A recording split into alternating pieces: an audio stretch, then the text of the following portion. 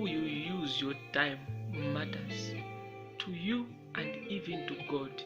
That's why even in scriptures you find that God talks about how we use our time.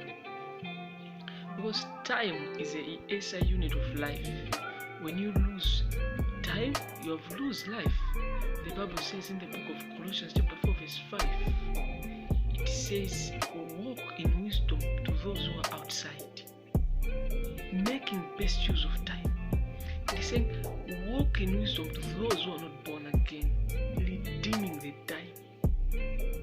Redeeming the time, it means make best use of time. That means when you are meeting them, preach to them, tell them the gospel, tell them about our Lord Jesus Christ, making best use of time.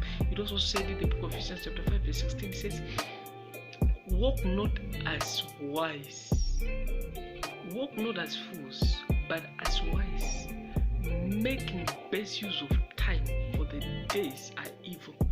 Verse 15 says, walk not as fools, but as wise. Ephesians chapter 5 verse 15 says, walk not as fools, but as wise. Verse 16 says, making best use of time, for the days are evil. So how you use your time matters to God and even to yourself. That's why as you are seeing the day approaching, the day of our Jesus Christ, let's make best use of our time. Let's preach the gospel. Tell others about Jesus Christ. So how you use your time matters, because time is a unit of life. When you lose the time, you have lost life. So make best use of every opportunity.